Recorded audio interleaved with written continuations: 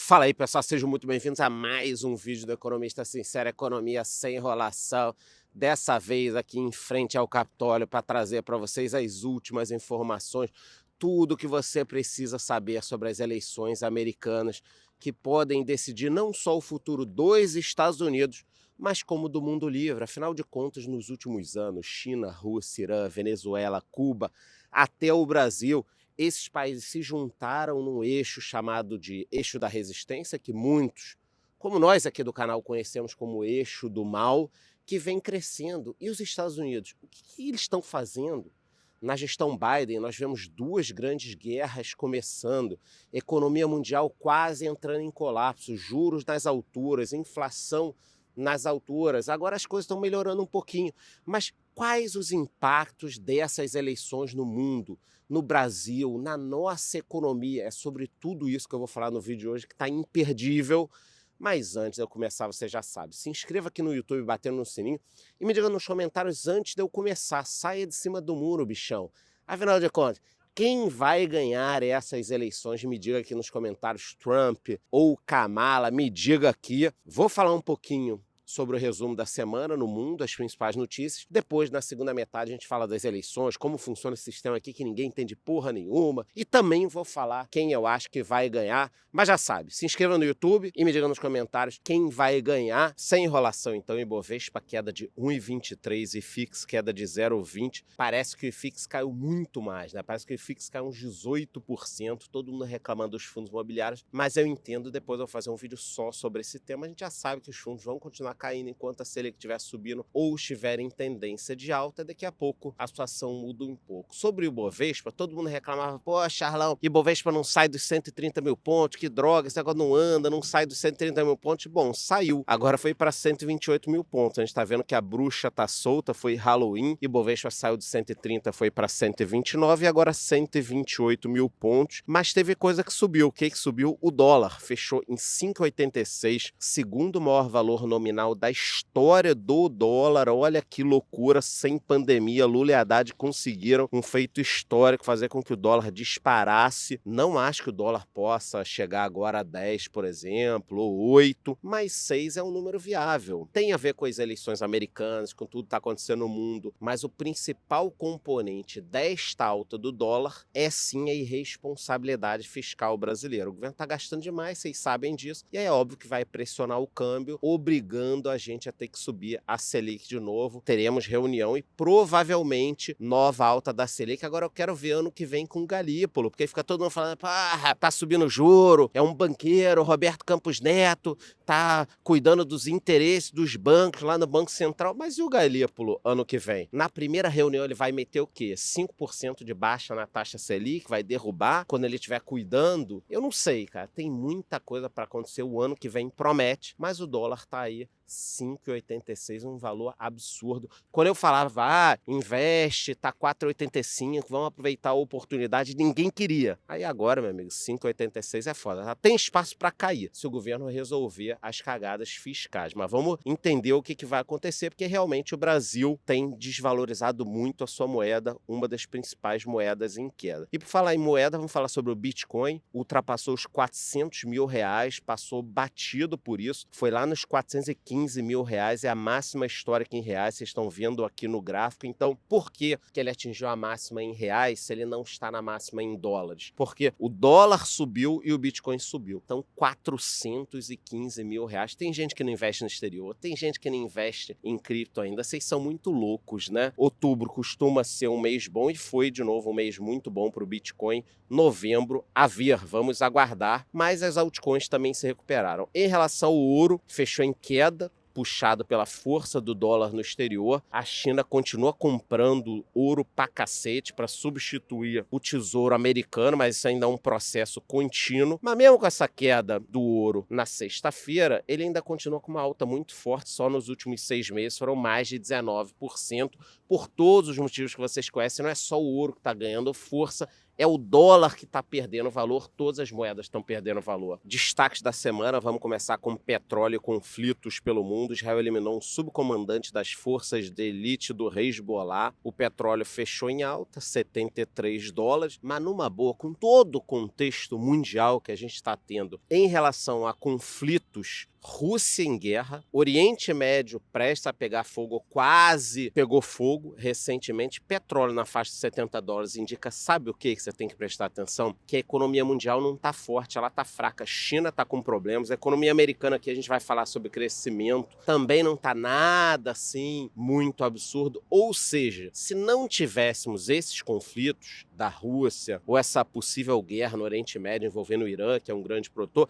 se não tivéssemos isso, cara, de repente o petróleo ia estar aí nos $60, $55. Então, a hora que o mundo acalmar, a gente tem que entender o que vai acontecer. Porque se o petróleo está nos 70 e poucos dólares com conflitos, tem uma sinalização de que a economia mundial não está tão forte assim como muita gente pensa. E eu acho que tem mais a ver com a China. Eu ainda acho que, pode dar alguma pica muito grande com a economia chinesa nos próximos anos, tá? Em relação a crescimento e tudo mais, que a gente vai estar sempre falando aqui. Em relação a notícias agora, notícias em geral da Argentina, o risco o país caiu para o nível mais baixo em mais de 5 anos, ou seja, já é um efeito do Milei, que tem tomado aí algumas medidas polêmicas para a esquerda, mas a gente sabe que ele está no caminho das medidas que ele prometeu. Então a economia argentina passa por mudanças. Eu sempre falei para vocês a mesma coisa. O Milei precisa acabar o primeiro mandato. Não é fácil na Argentina, muitos presidentes já caíram. Acabar o primeiro mandato e ter mais um mandato para tentar mudar uma economia que estava em queda há 50 anos. Ah, mas o Milei entrou, olha aí, no primeiro, no segundo ano dele, a pobreza isso, não sei o que aquilo. Meu amigo, a pobreza na Argentina aumenta há 50 anos. Como é que você quer que o cara entre em um dia e resolva todos os problemas? Mas a sinalização é muito positiva. E até acho que uma possível vitória do Trump aqui nos Estados Unidos poderia ajudar a Argentina, tá? A Argentina pode virar um polo produtivo na América do Sul. Deveria ser o Brasil, mas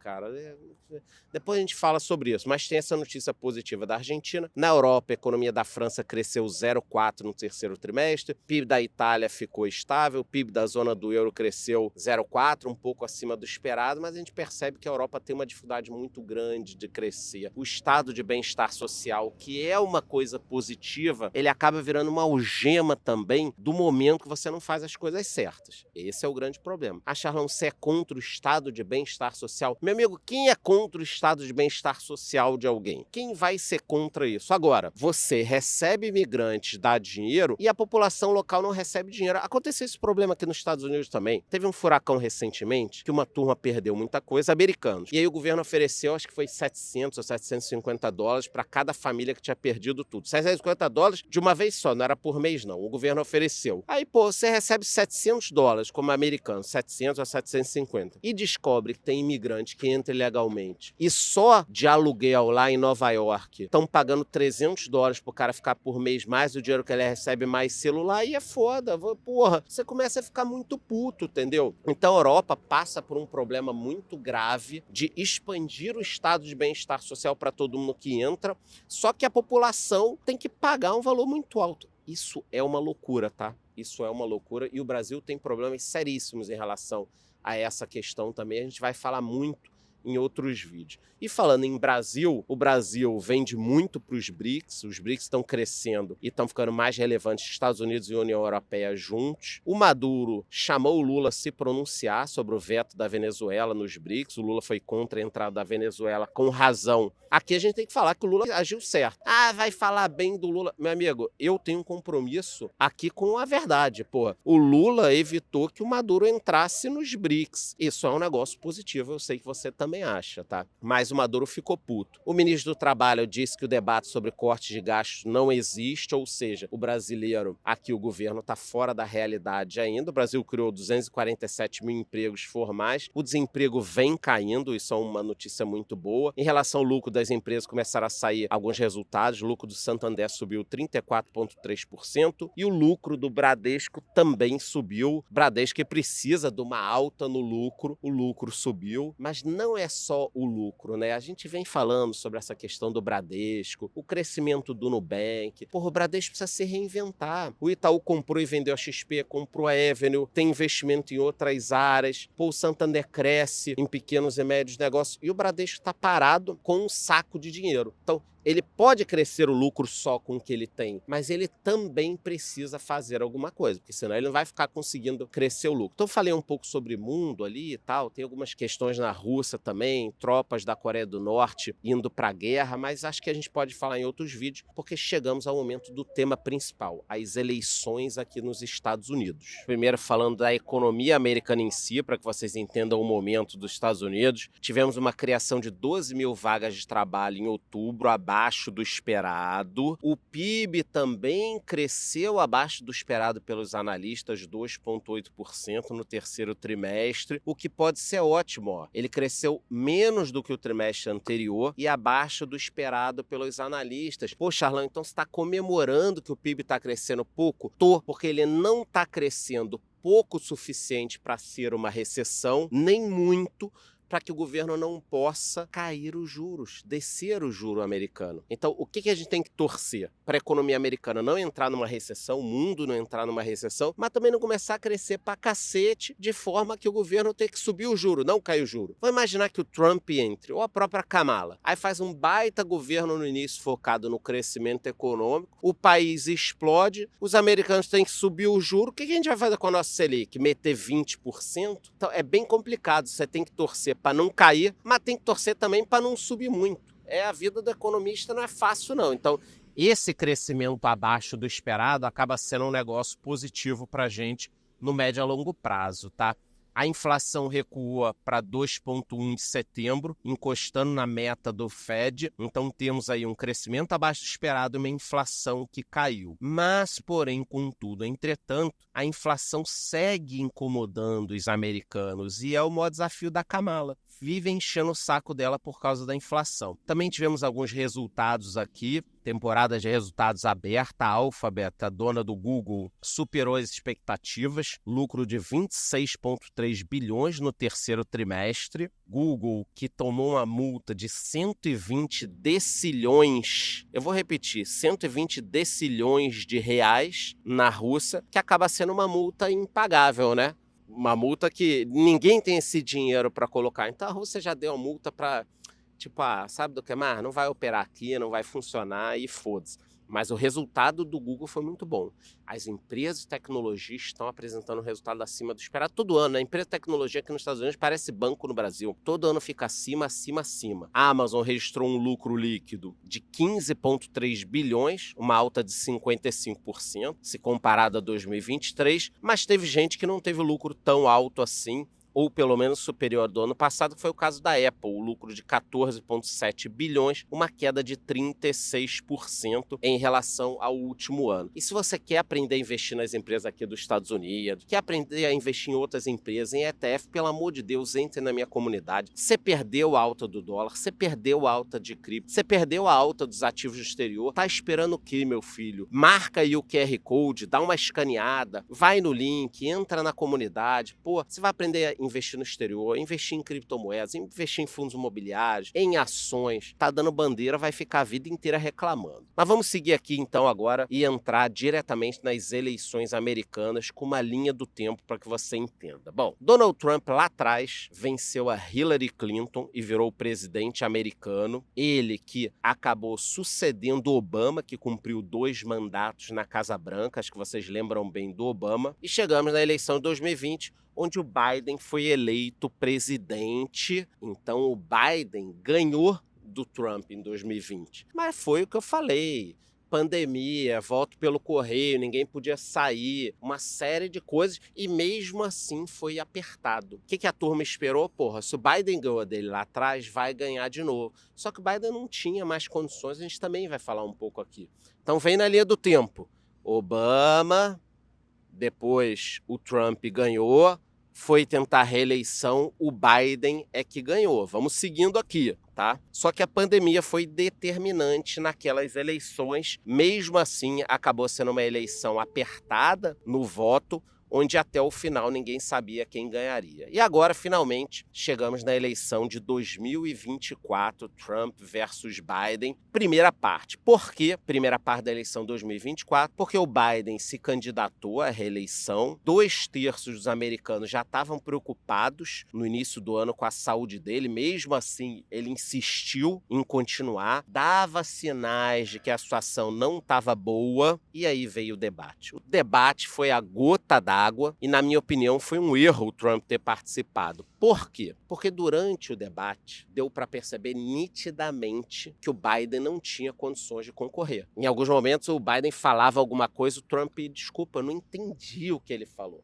Então, se a turma do Trump sabia que o Biden estava mal, para que fez um debate há tempo ainda do Biden sair? Porra, tinha que deixar o cara ficar até o último momento, aí ia fazer o debate. O Biden, e todo mundo ia perceber que ele não tinha condições. Pelo menos eu acho isso em termos de concorrer, mas é uma situação horrível. Se o Biden fosse nosso tio, nosso avô, ia estar todo mundo puto com o que fizeram com ele. Mas depois do debate, o bicho pegou. O Obama disse, aliados, que o Biden deveria reconsiderar a candidatura. Todo mundo pressionou, todos os democratas pressionaram o Biden. Isso que nós ainda tivemos a tentativa de arrasta para cima com o Trump naquele momento ali. 3 vezes já tentaram ir de arrasta para cima com o Trump e ninguém fala no assunto. É impressionante, né? E eu estou usando a expressão arrasta para cima, que se eu disser o que é a palavra, né, o YouTube pode cortar o vídeo. E aí, finalmente o Biden desistiu pelo Twitter. Foi um negócio muito estranho. Deram uma tweetada lá, Biden desistiu aqui.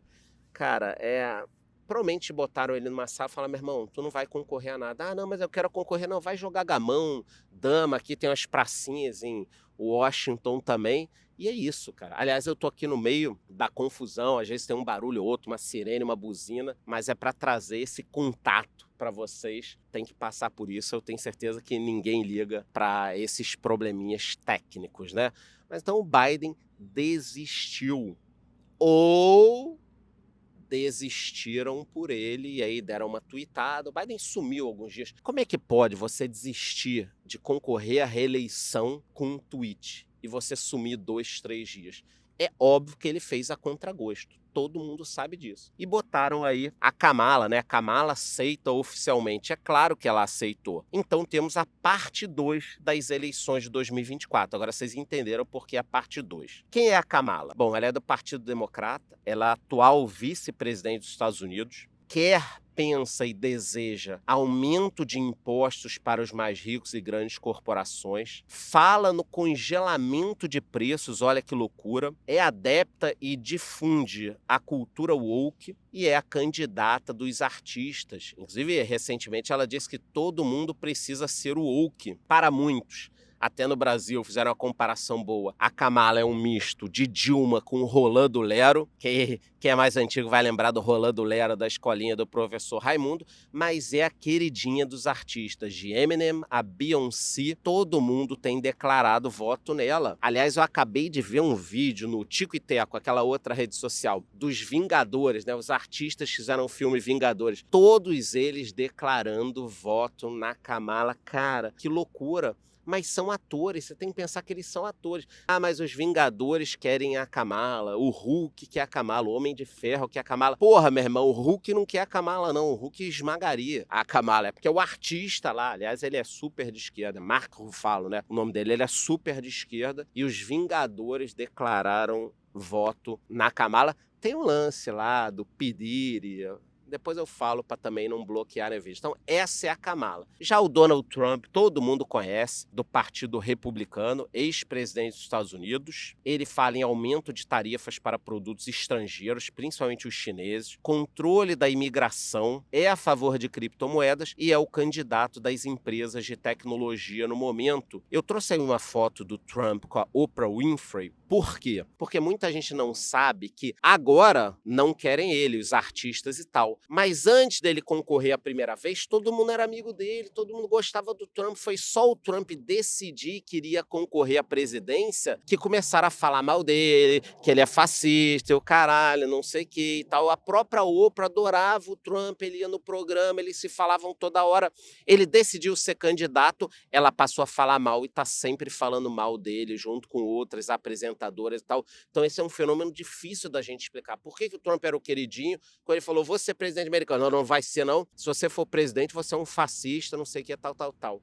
É muito complicado entender por que isso aconteceu, né? Mas tá aí, esse é o Donald Trump, ele promete redução de impostos corporativos, caso seja eleito. Muitos CEOs de empresas de tecnologia se mostraram favoráveis a ele, principalmente o Elon Musk, mas caras que no passado apoiavam o Partido Democrata, como o Zuckerberg e o Jeff Bezos, agora estão pipocando. Então o Zuckerberg começou a lutar jiu-jitsu e voltou a comer carne, já tá votando no Trump, né? Brincadeira, mas o que acho que aconteceu? Essas empresas foram muito pro lado da esquerda. E agora elas estão sentindo um ar de censura, de problema. E o Jeff Bezos mandou o jornal dele não declarar apoio a ninguém. E disse que a mídia está perdendo a credibilidade. E aí já foram em cima dele. Então, não é, na minha opinião, que os CEOs das empresas de tecnologia tenham virado todos republicanos, gostem do Trump. Mas eles estão olhando o mundo falando, porra, essa porra tá woke demais. Vai dar problema, só se fala em censura. No Brasil também. Então, esses caras estão se afastando do Partido Democrata. Não é que eles estejam do lado do Trump atualmente, tá? Mas várias organizações doam dinheiro aqui, isso é um negócio muito comum e tal. Tivemos também, como destaque, nas últimas semanas, muita confusão. O Trump se vestiu de funcionário do McDonald's, que a Kamala disse que já tinha trabalhado lá. O Trump também se vestiu de lixeiro, porque o Joe Biden chamou os eleitores do Trump de lixo. Então, muita confusão. Isso a gente tem um pouco no Brasil, mas aqui eu acho que tem um pouco mais. Vamos falar das pesquisas agora. No momento que eu tô gravando esse vídeo, dia 2, o vídeo sai para vocês no domingo, dia 3, o Trump é o favorito para vencer essas eleições, principalmente nas casas de apostas. Eu até recebi algumas perguntas dos alunos da comunidade. Olha só, Charlão, atualiza as casas de aposta novamente aí pra gente. Nunca tivemos uma importância tão grande dos republicanos ganharem para nos espelharmos nessa tendência da volta da liberdade e economia livre. Pra cima. Bom, atualizando vocês, ó, eu abri aqui uma casa de apostas e o Trump tá bem na frente da Kamala, tá? Então, segundo um agregador desse material, o Trump teria 61% de chances de levar isso, tá? Mesmo assim, aconteceu um negócio engraçado numa emissora de TV, teria vazado um resultado por engano, dando 52% pra Kamala. Isso é um negócio muito estranho, né? Apareceu do nada, a Kamala ganhando. Então, no momento, nas pesquisas e nas casas de apostas,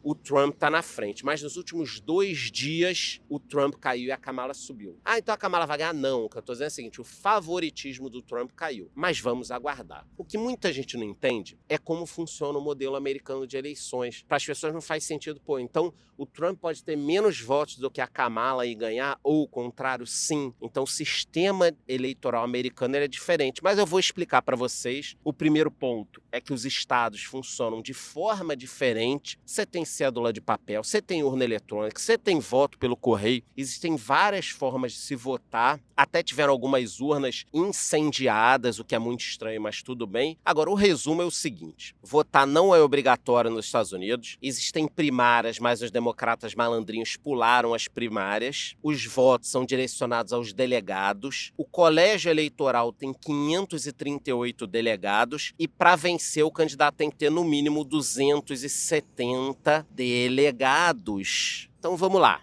Vamos imaginar o seguinte, tá? No Brasil, ao invés de você votar no presidente, São Paulo, Rio, tal, cada estado teria um número de delegados e se o presidente ganha no estado, ele eleva o número de delegados. Então, seria o seguinte, São Paulo tem 30 delegados, o Rio tem 20, Minas tem 23. Conforme as votações são feitas, quem ganhar no estado leva todos os delegados. Parece confuso, mas não é. Você tem que ter no mínimo 270 delegados, você entendeu? Acaba sendo uma votação indireta. Você vota no seu estado, aqueles delegados vão para o presidente, você tem que ter 270 delegados. Pô, Charlão, e se empatar? Aí vai depender de quem ganhou na Câmara. Quem teve mais votos na Câmara, aí você vai ter o desempate ali. Não é um sistema confuso. Ah, mas é um sistema que não expressa a vontade do povo. Porra nenhuma, cara. Expressa sim a vontade do povo. Vocês estão vendo aí que você precisa fazer os delegados justamente para ter uma democracia que vai representar a vontade de todos os estados em geral. O que pega aqui é que você tem os swing states. O que é isso? São estados que não tem uma preferência clara nem nos republicanos, nem nos democratas. Então, o que acontece? Eu falei vocês, todos os estados aqui, tem locais que os democratas sempre ganham, tem locais que os republicanos sempre ganham, e tem locais que são os swing states, não vai pensar besteira de swing, que estão sempre mudando de lado, ou que podem mudar de lado. No momento são 7. Então a briga aqui é por esses estados. Vocês estão vendo aí o Trump é favorito em alguns, a Kamala em outros. Nos próximos vídeos eu vou falar muito disso. Talvez nós tenhamos o resultado mais rápido do que na última eleição. Mesmo assim, eu fiz uma pesquisa aqui e nas últimas 10 eleições, em 7 delas, o resultado foi decidido no mesmo dia. Em 2 eleições, o resultado saiu no dia seguinte e no ano 2000, a eleição demorou mais de um mês para sair. A previsão agora é que ela saia entre o dia 5 e 6 de novembro. Então, Charlão, quando vai sair o resultado? Cara, pode demorar até um mês aqui, mas provavelmente nós teríamos no próprio dia ou no dia seguinte o resultado já dessas eleições. E quais seriam os impactos econômicos? Bom, a América Latina se prepara para impacto nas eleições americanas, tem impacto no comércio, tem impacto nas tarifas, o Trump já falou que vai tarifar, a China considera botar dinheiro para mover a sua economia. Em Cuba, o pessoal também está preocupado, óbvio, porque, os Estados Unidos têm um impacto gigante na vida cubana, Cuba que passa por uma ditadura brutal. Tem mais uma perguntinha aqui da comunidade. Boa, Charlão, gostaria de saber sua visão a respeito dos cenários econômicos e na política externa no caso de vitória de cada um dos candidatos. Vamos lá. Como seria o mundo com a Kamala em relação à economia? A economia continua na mesma, ela vai seguir um pouco a política do Biden, mas ela é muito de esquerda. O mercado não está muito animado, porque ela pode subir impostos. Os Estados Unidos vão seguir apoiando o Brasil, pelo menos agora que está com Lula. E não seria uma relação tão amistosa assim com o Brasil depois se trocasse o presidente. O Lula disse que a Kamala é o melhor para o Brasil, ele falou isso essa semana, então Lula está torcendo para a Kamala. Eu achei uma bola fora, porque, se tem chance tanto da Kamala ganhar quanto o Trump, o Lula falando que prefere a Kamala, que ela é a favor da democracia, o Trump não é, ele já começa mal com o presidente americano. Eu acho isso uma idiotice, mas tudo bem, o Lula que é o presidente. Já como seria o mundo com o Trump? Economia americana aquecida, menos impostos, mercado animado e possível ruído com o Brasil no curto prazo, até porque o Elon Musk pode ser um assessor oficial do governo americano e ele tem uma rixa com uma certa pessoa no Brasil que eu não quero falar nome para não ter problema aqui no canal. Então, galera, mostrei aqui para vocês o ponto, Kamala e Trump. Só que os dois querem aquecer a economia. E o Trump, tirando empresa da China e trazendo para os Estados Unidos, vai encarecer os preços. Isso dificulta a queda no juro. Então, os dois candidatos podem trazer um pouco mais de inflação, diminuindo a velocidade com que o Fed vai cair a taxa de juros. É muita coisa no campo econômico também, que é um campo extremamente importante. Bom, então acho que em 8 minutinhos eu consegui falar sobre todas as notícias do mundo, para que você entenda o que está acontecendo no mundo e também do sistema eleitoral americano, o que pensam os candidatos, o que pensa o Brasil em relação às eleições, os impactos econômicos pelo mundo, tudo super resumido. E antes de eu ir embora, você já sabe, se inscreva no YouTube, batendo no sininho e me diga nos comentários, e aí, depois de tudo que eu falei, bichão, quem ganhará essas eleições? Trump ou Kamala? Saia de cima do muro e me diga aqui nos comentários. Aí, se gostou, curte o vídeo, curte o canal, bate no sininho, até a próxima.